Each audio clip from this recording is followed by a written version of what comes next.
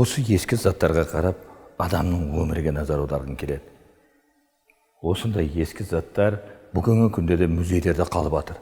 Бірақ адам баласы өнер майталманында ондай музейдей жерлерде ие болмасын. Өнер барлықта біздің қолымызда, ол барлықта сыйлағанымыз, ұлықтағанымыз. Құрметті көрермен, бүгін күйші ұстазымыз Зейнеп Түрбекқызы. Әрине осы өнер майталманының ұстазымыздың өнерге назар аударсақ, көп деген тарихта болып өткен уақиғалар көз алдымызда деген өтеді деген ойымыз бар. Бізбен бірге болыңыздар. Өнердегі өмірім бағдарламасы сіздердің құлағыңыз. Өнер әр адамның бойындағы белгілі бір құдіретті күш. Кейде аса өзендей арнасына сыймай сарқырап тасыса, кей сәтте бұлақтай мөлдіреп қана алға жылжиды. Мұның өзі керемет құдірет, қайталанбас құбылыс. Әр адамның өзінің бойына ерекше біткен таланты, дарыны, өнері болады. Сол өнер арқылы өмірдің кең тынысы, тіршілік құбылыстары, адамның әртүрлі сезімі айқындалады. Әрбір адамның табиғат сыйлаған дарынын дұрыс бағыттай білгенінің арқасында өмірден өз орнын табатыны сөзсіз. Сондай жанның бірі өнерде өзіндік орнын қалыптастырған дарын иесі Зейнеп Түрбекова. Зейнеп Түрбекқызы 1951 жылы наурыз айының 27 жұлдызында Семей облысы Ақсуат ауданы Ақсат ауылында дүниеге келген.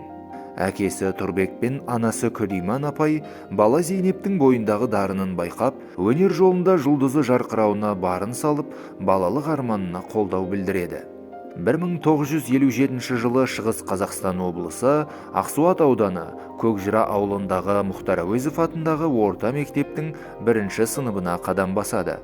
Мектепте үздік болумен қатар қазақ тілі мен әдебиеті пәніне ерекше құлшынысының арқасында арнайы Алматы қаласына шақырту алады.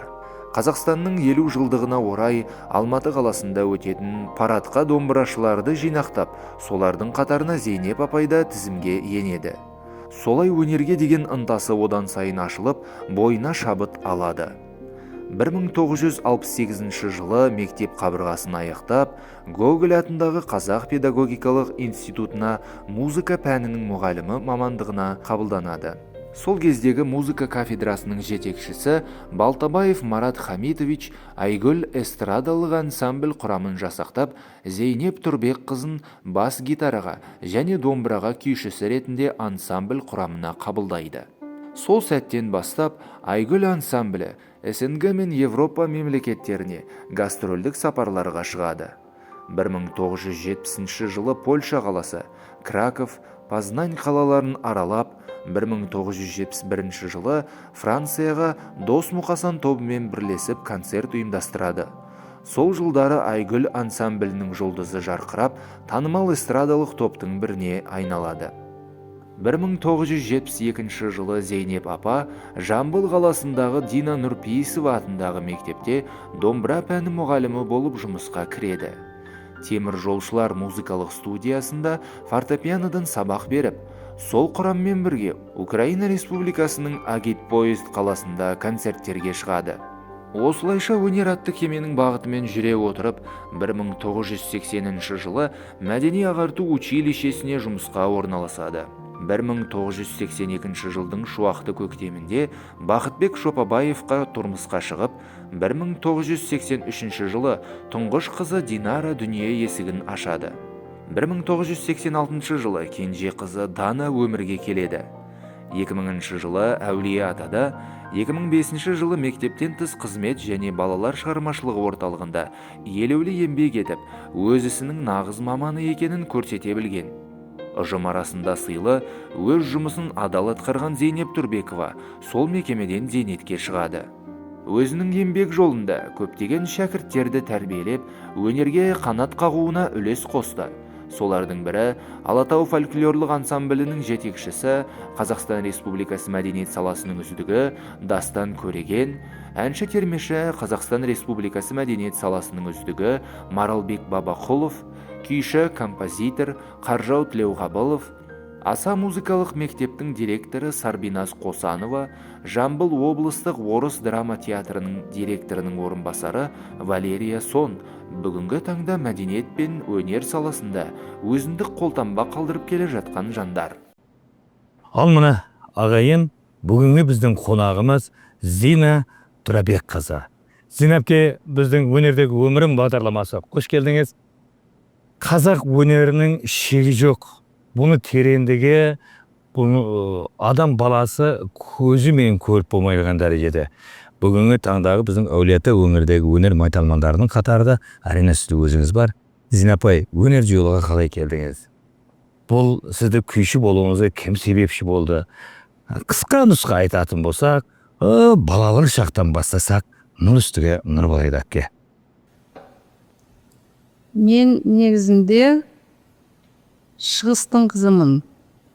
Шығыс Семей облысы болған ол кезде Ақсуат ауданы Ақсуат селосында 1951 жылы туылғанмын.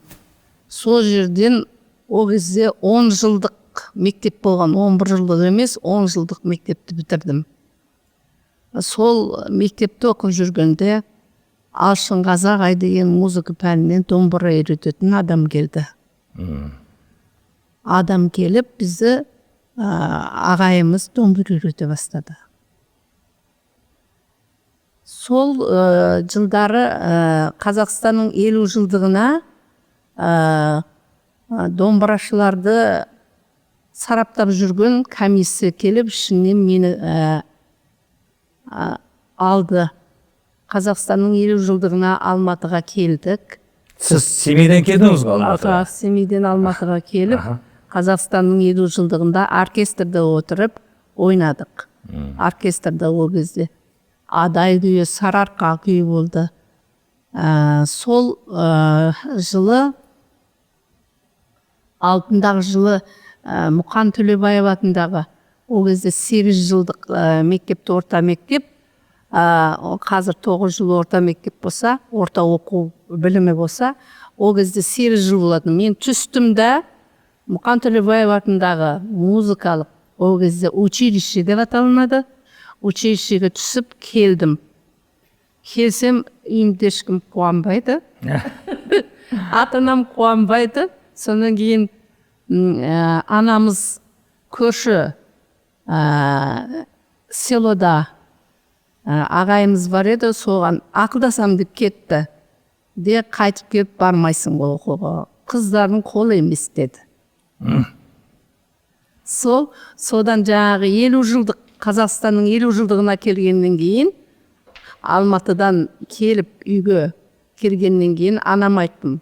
Ана, сіз мені Семейге жібермей қойдыңыз жақыннан. Мен енді Алматыға кетемін, сіз тыңдамаймын дедім. Сөйтіп келіп Алматыға 1968 жылы Қазақ мемлекеттік қыздар институтыны музыка пәні оқытушысын дайындайтын факультетке келіп түстім. Сол жерде жаңадан ашылып атқан Айгүл аспаптық эстрадалық ансамблі болды. Ол кезде эстрадалық ансамбль болды. Эстрадалық ансамбль болды. Соған мүше қылып алды мені. Мен ол кезде бас гитарада ойнайтынмын. Қазақ қыздарының ішінде ең бірінші домбырада ойнағанмын. Мені негізінде мұғалімдер өзімнің атыммен атамайтын. Мен Сарыарқа деген Құрманғазының күйін ойнағанда, ол кісілер мені Сарыарқа қыз деп айтады. Ай, Сарыарқа қыз бергіл дейді. Оның өзі де бір тарихтың. Оның өзі де бір тарих. Мысалы айтатын болса, қазір мұғалімдар студент оқушылармен байланыстары өте бұрынғыдай жан тоярлық емес деп айтар едім. Сол кездегі менің оқытушыларым мен дегенде жанын беретін. Мысалы мен дене шынықтыру деген сабақ жүрді ғой, бәр жерде жүреді. Сол жердің зав кафедрасы ағай мені коридордан шақырып алып сарыарқа қыз бері кел деп шақырып алды дағы, сен физкультураға келмей ақ қой сен қыз деді. Сен қыздың уақытың жоқ екенін білемін, келмей ақ қой, сессия кезінде жүгіріп жүргенді қойып берем. Сөйтіп физкультура сабағына мен қатысқан жоқ. Мұзафар ағай деген ағай едім. Сол. Енді Зинапай, әрине адам баласының өмірге назар аударатын болса, бірінші басқыш балалық шақ. Енді балалық шағыңыздан кішігірім хабарын айтасыз. Енді анау орта буынға келген кез. Енді адам өміріне оңға да, солға да, биікке де, төменге де тартатын бұл адамның өнер жолдағы орта буыны. Сол орта буында өнер саласы Жамбыл өңірге қалай келіп қалдыңыз? Міне біздің Жамбыл өңіріндегі бүкіл сіздің көрермендеріңіз, шәкірттеріңізді қызықтыратын бірден бір сұрақ сол. Қалай Зейнеп апа Әулиеата жерге келіп қалды? Бұл Әулиеата өте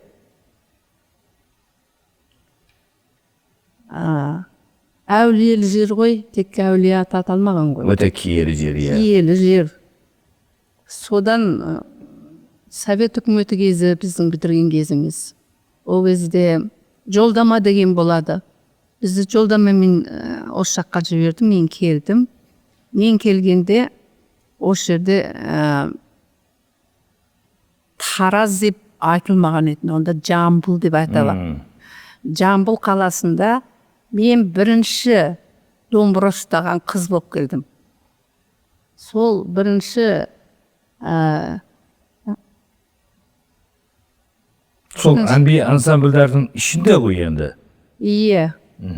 Содан осы жерге келіп, Нұрпейісова, Дина Нұрпейісова атындағы мектептің домбыра класы бойынша сабақ бердім.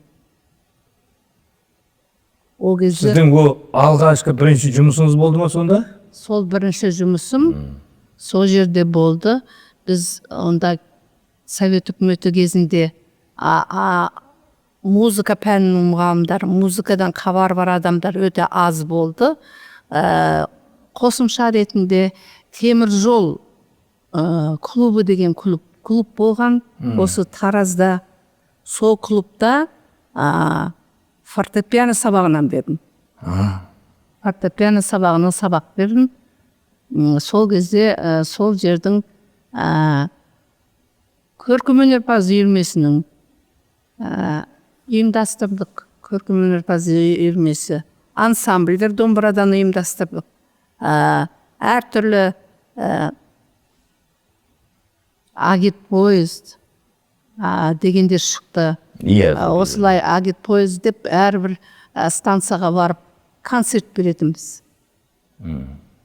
Енді Зейнеп апай Әулиеата өңірге келгеніңізден соң әрине өзіңізді, өнеріңізді өзіңіз көрсетіп, арқылы шәкірт жинап кете бергеніңіз ол шындық.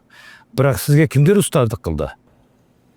Менің жаңағы басында айтқанымдай, қыздар педагогика институтының аға оқытушысы Совет Ақжігітов деген.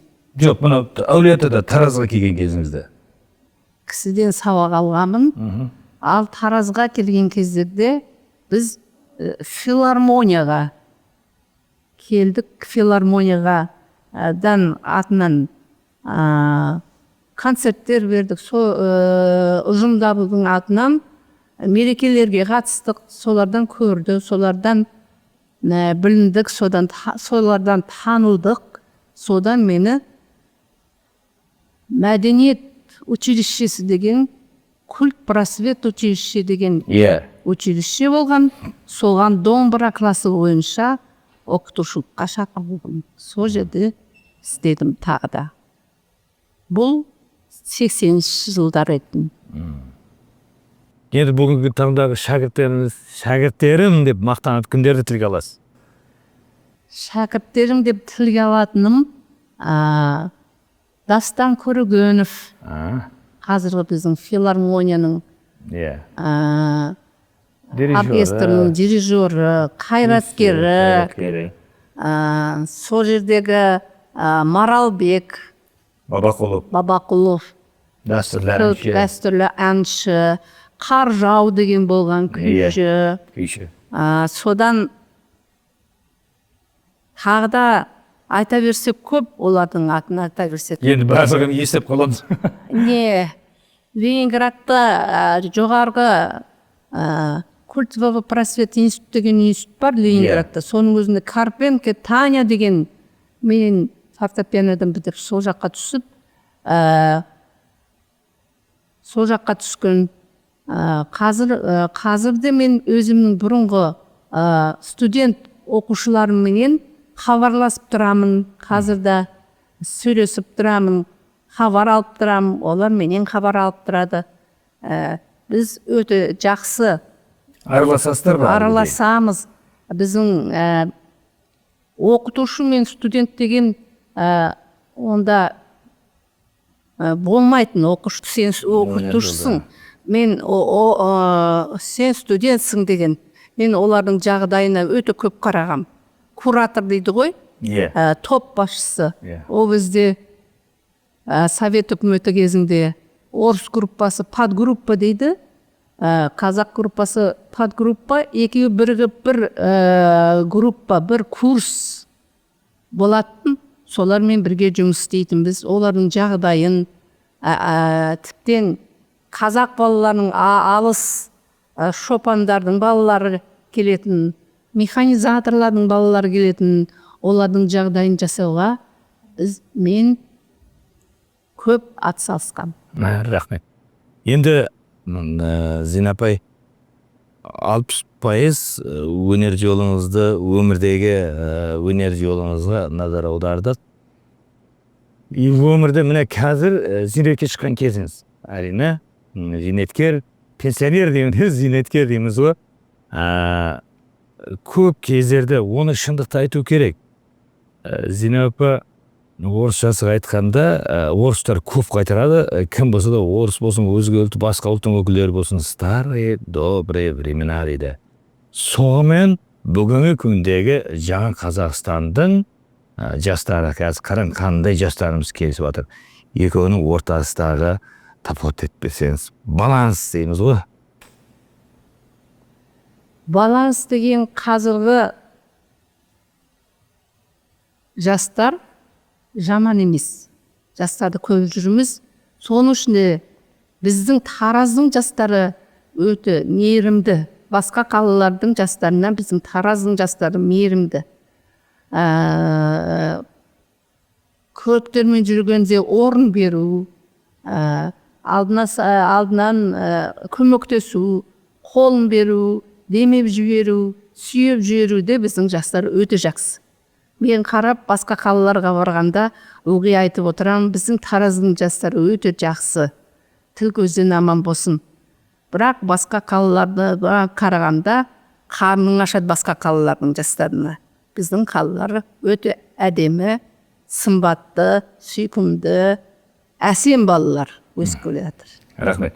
Енді Зинапай, кішкене қалжыңдап өтсекті жақсы болайды. Зейнеп Түрбек қызының алғашқы махаббаты. Алғашқы махаббат.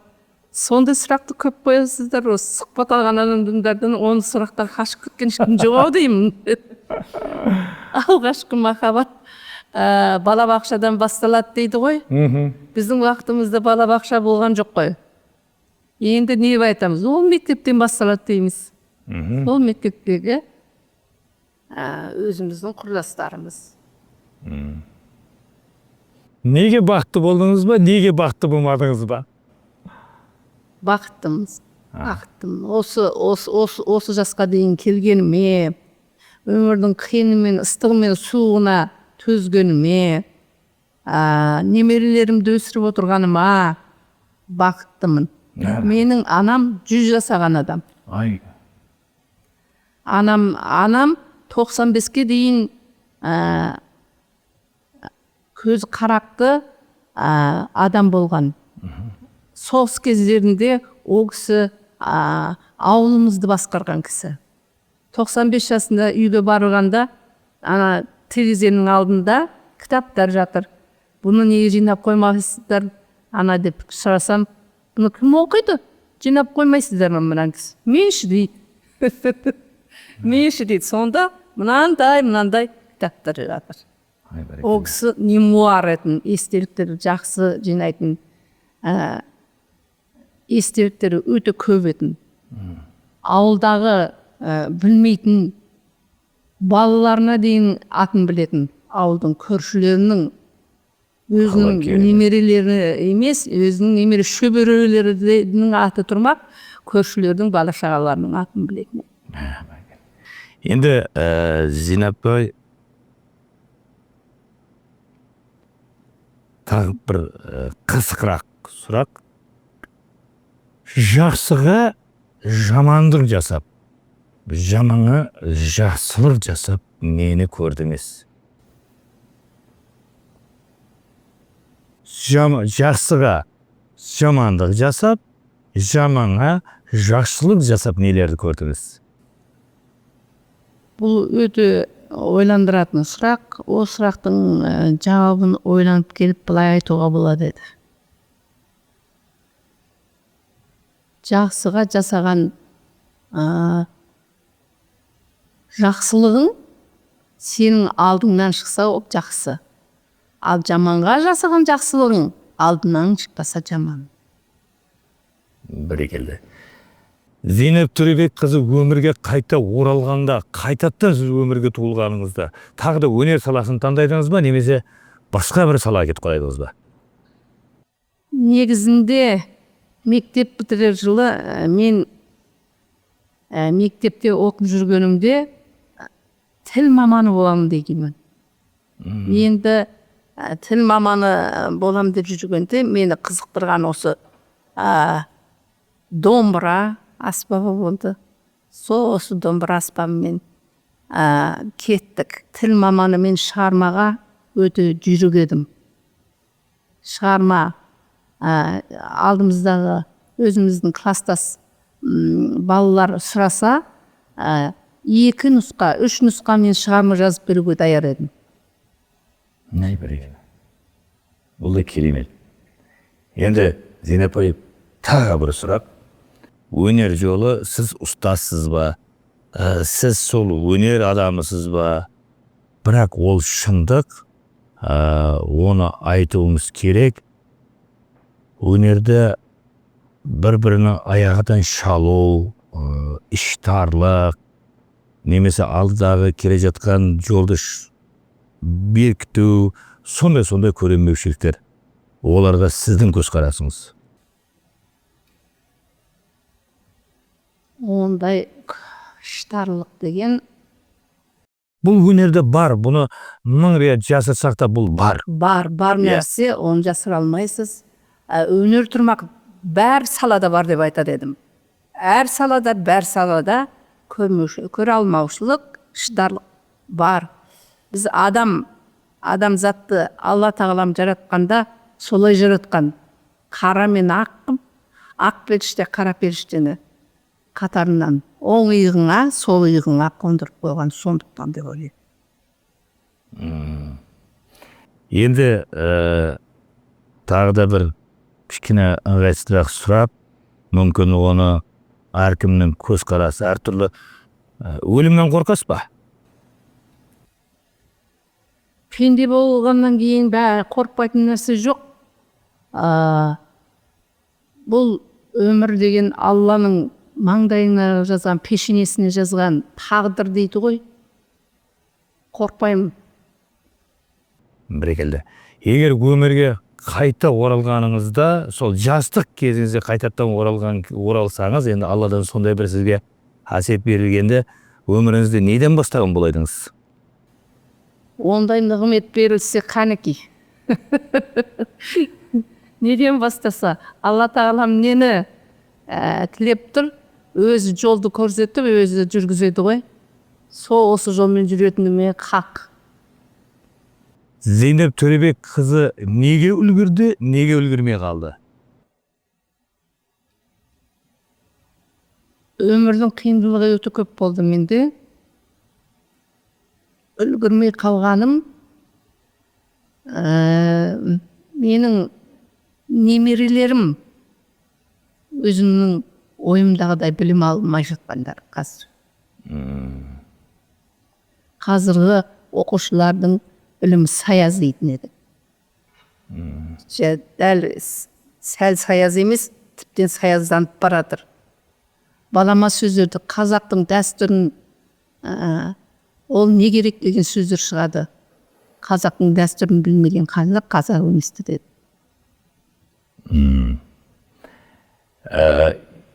Осы өнер жолы, өзіңізді өнер жолдағы өміріңізге тағы да бір айланайық. Зейнепке бүгінгі күніңізден сіз көңіліңіз тоқ па? Тоқ.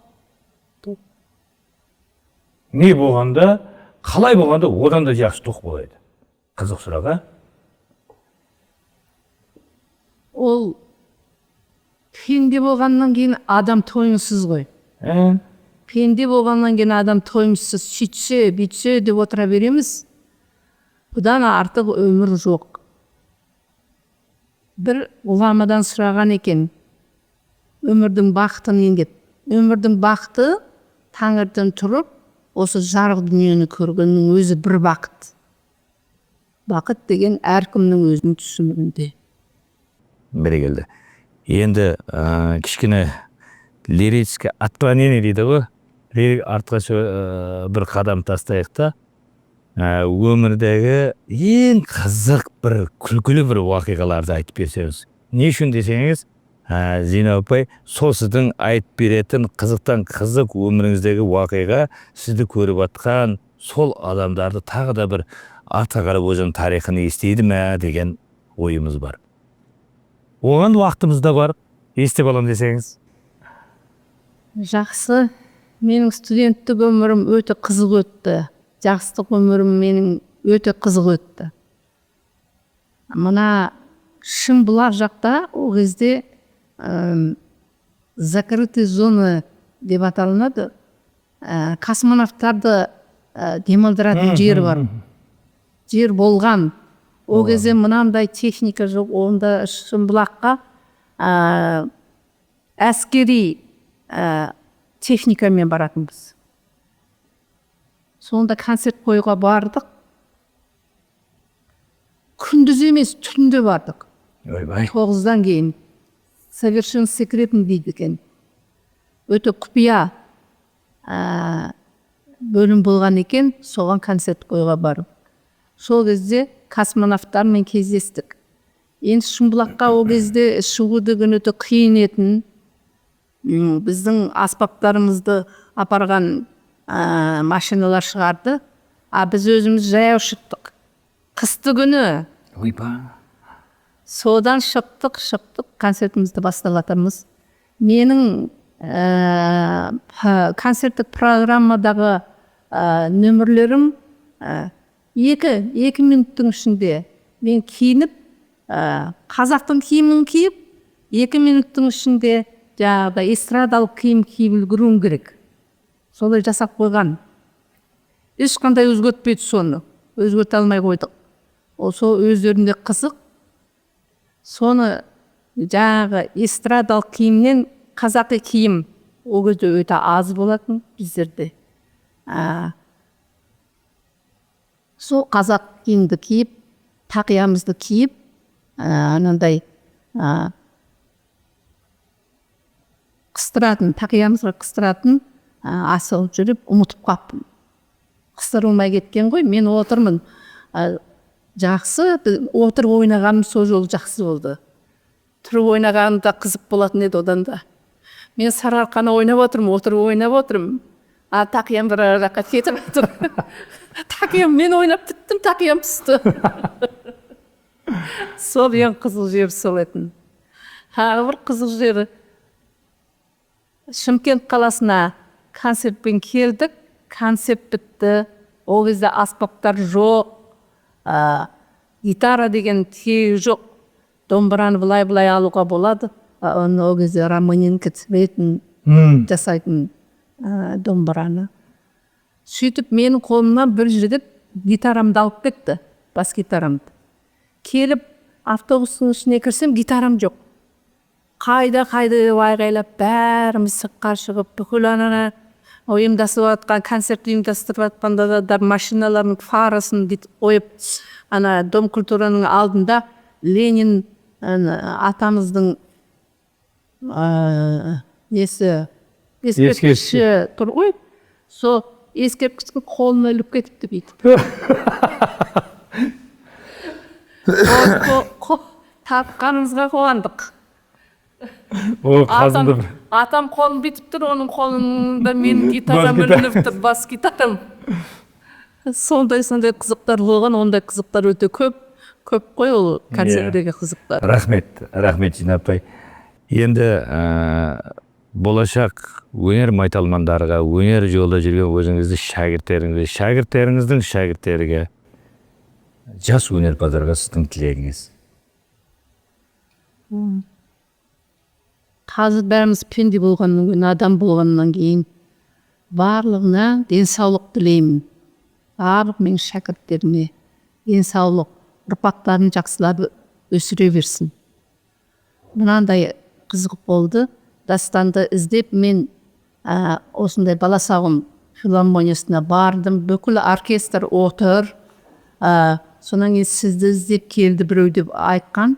Дастан шығып мен құшақтап келеді. Алдында тұрған домбырашы сұрады, мына кісі кім деп сұрады Дастан. Бұл кісі менің ұстазым деді.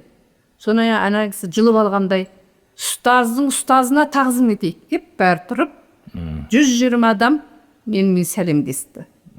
Рахмет сіздерге дер едім. Осы кезді пайдаланып, филармония мен Дастанын басқарып отырған музыканттар тобына рахмет айтамын. Жақсы, рахмет. Құрметті көрермен, міне бүгін Әулиеата өңірінің тағы да бір өнер майталманының өмір жолына назар аудардық. Бізбен бірге болыңыздар. Амандықта кездесейік ағайын.